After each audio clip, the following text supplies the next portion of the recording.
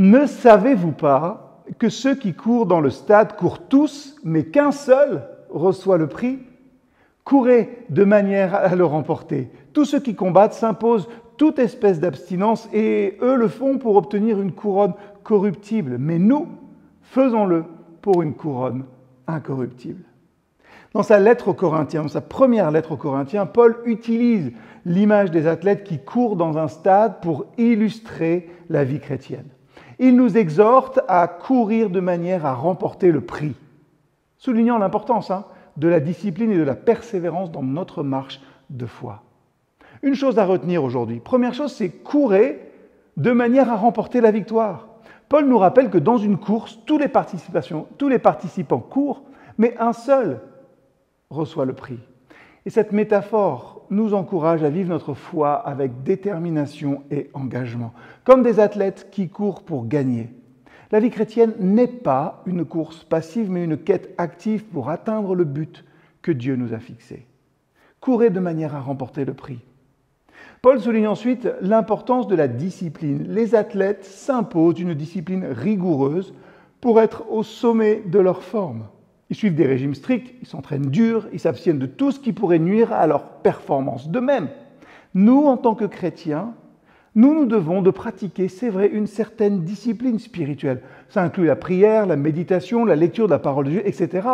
Mais vous pouvez aussi trouver dans votre vie quel point travailler. La discipline, l'endroit où vous avez besoin de vous discipliner un peu plus. La discipline, ce n'est pas simplement pour nous embêter, mais ça nous aide à rester concentrés sur notre objectif et à éviter les distractions qui pourraient nous détourner de notre chemin. Courez de manière à remporter le prix. Important d'être discipliné. Enfin aussi, important d'avoir de la persévérance. La course de la foi est longue et semée d'embûches, on le sait. La persévérance est essentielle pour continuer à avancer malgré toutes les difficultés, toutes les tentations. Et la persévérance, elle nous pousse à rester fidèles simplement à notre appel.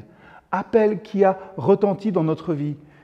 Cet appel, il retentit même quand les circonstances sont défavorables, et la persévérance, la valeur que nous y apportons à cet appel, nous aide à y rester fidèles même quand les circonstances sont mauvaises.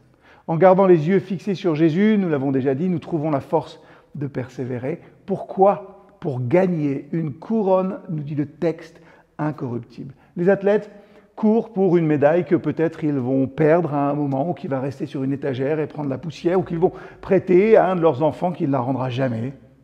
C'est une récompense temporaire qui perdra de sa valeur avec le temps.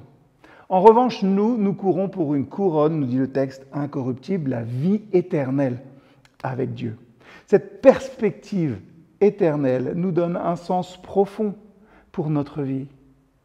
Elle donne un sens profond à notre discipline, aux souffrances que l'on peut s'infliger pour suivre Christ au jour le jour. La couronne que Dieu nous promet est bien plus précieuse que toute récompense terrestre. Et peut-être que le Seigneur nous donne aujourd'hui la discipline pour courir la course avec foi.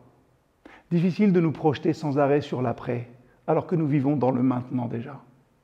Pourtant, il y a plus à vivre encore.